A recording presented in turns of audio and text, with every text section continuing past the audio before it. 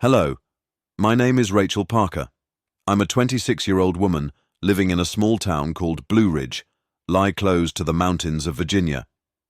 Life here is simple. I've always been a Christian.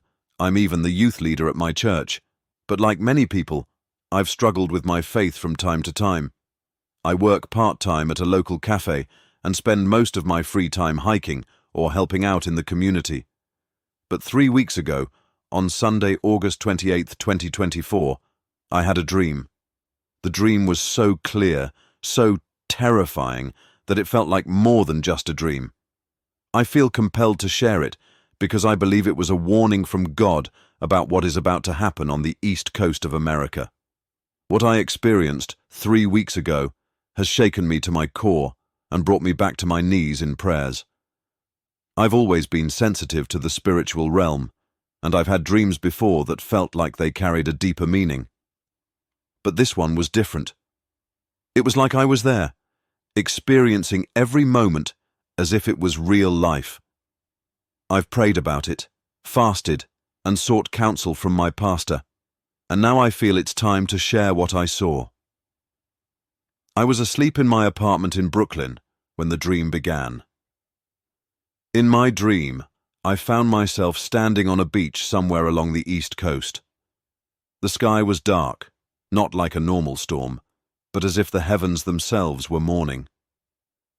Suddenly, the ground beneath me began to shake violently, and I looked out to the ocean. There, rising from the depths, was a colossal wave, so massive that it seemed to blot out the horizon. It was unlike anything I've ever seen, towering higher and higher, and it was coming straight for the shore. I could hear the screams of people behind me as they realized what was happening. Some tried to run, others fell to their knees in prayer, but it was clear that no one could escape what was coming. The wave crashed down with a force that shook the earth, swallowing everything in its path. Entire cities were submerged, and I could feel the despair and fear of those who were caught in its wake. After the wave, I was taken to a different place, this time a bustling city. It looked like New York, or maybe Boston, but I can't be sure. People were going about their business, unaware of the danger looming above them. Then, without warning, the sky opened up, and fire began to rain down. It wasn't like normal fire, though. It was bright, almost blinding, and it burned with an intensity that felt otherworldly. Buildings burst into flames, and the streets were filled with chaos as people tried to flee. I could see cars exploding, the glass shattering in windows, and the heat was so intense that it felt like it was searing my skin, even in the dream.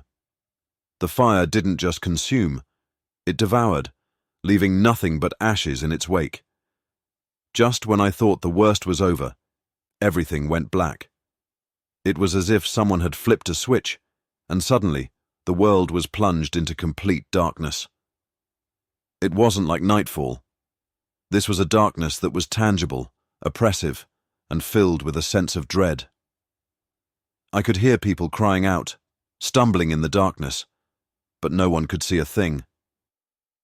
In the midst of this darkness, I saw something even more terrifying. Figures moving silently, swiftly, through the streets. They were like shadows, but they had a presence, an evil that chilled me to the bone. I don't know what they were, but they brought with them a sense of despair and hopelessness that was almost overwhelming. It was as if they were feeding on the fear and confusion, growing stronger as the darkness persisted. After what felt like an eternity in the darkness, I was shown another scene.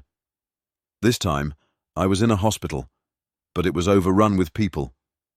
They were lying in the halls, in the waiting rooms, even outside on the streets. I saw doctors and nurses trying to help, but they were overwhelmed, exhausted, and many of them were sick themselves. The people were suffering from a terrible bacterial disease, a disease that caused painful sores to cover their bodies and left them gasping for breath.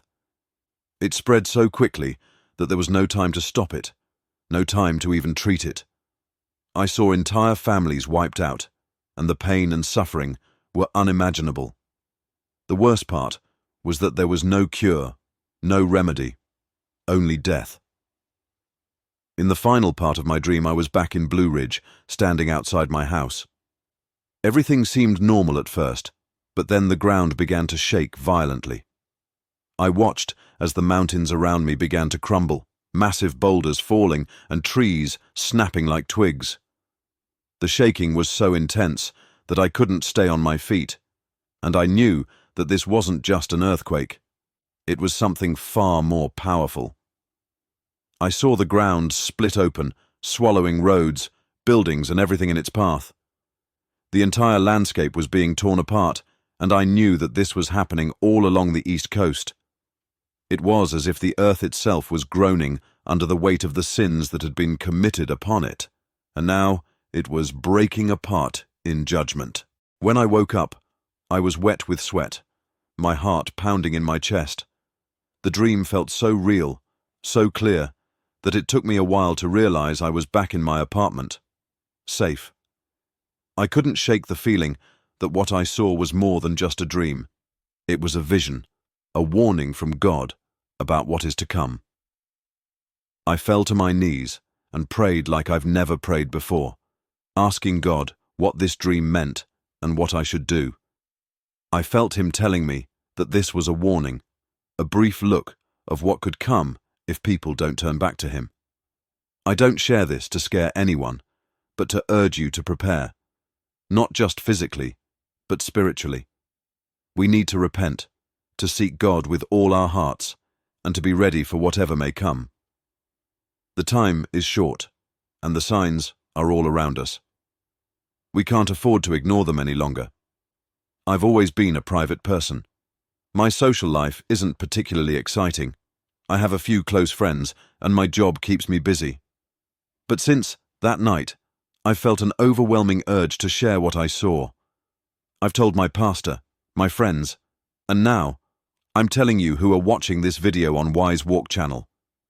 I don't know when these events will happen or if they can be stopped, but I believe we need to pray, to seek God's guidance and protection. The East Coast of America is in danger, and I fear that if we don't turn back to God, these visions will become reality. Please, take this seriously. Share this with others, and please, pray for our nation. Pray for the people who will be affected.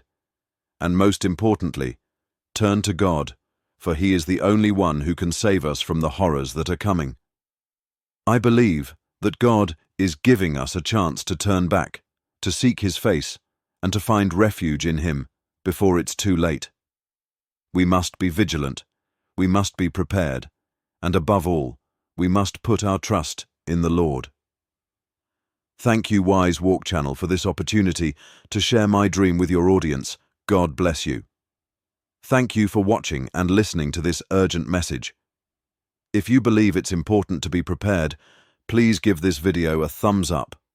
Don't forget to subscribe and hit the notification bell for more content like this. And please share this with your friends and family. Let's spread the message together. Stay blessed and see you in our next video.